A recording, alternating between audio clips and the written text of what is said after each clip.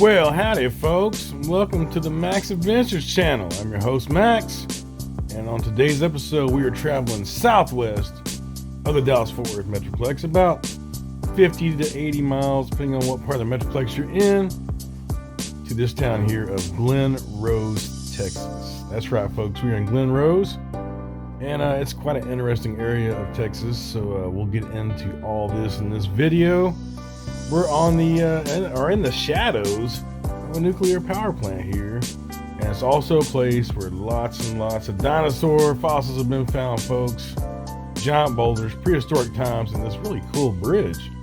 Don't see these old steel truss bridges around too much anymore. We're crossing the Brazos, so let's get started, folks.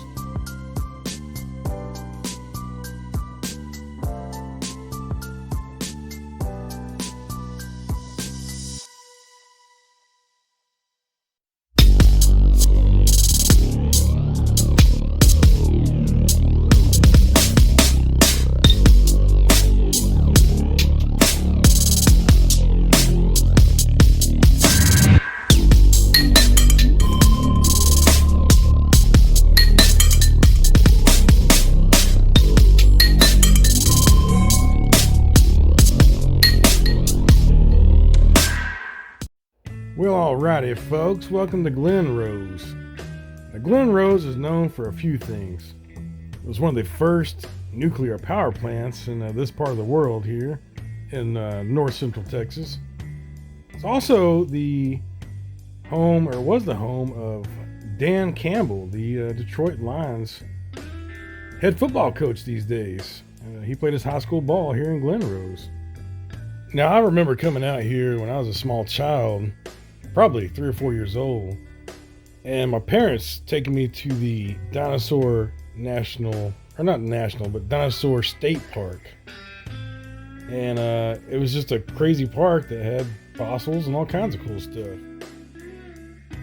And just south of the Dinosaur Valley State Park is the Fossil Rim Wildlife Center. Another cool place that I went to on a field trip in high school for environmental science.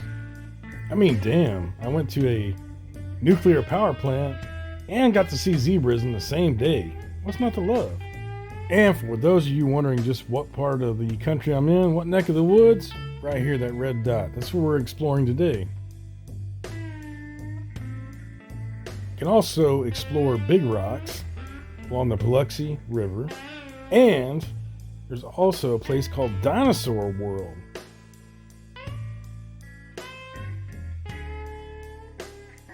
I can almost hear Chariots of Fire playing on 2 banjos as we speak. There's also Bernard's old grist mill in town here to check out and explore as well. So if you can't find something to do in this town, you're better off just staying in your mom's basement and smoking your tweed and playing your damn video games. So needless to say, this town relies heavily on the tourism business. So you'll see quite a few remaining old motor courts, motor inns.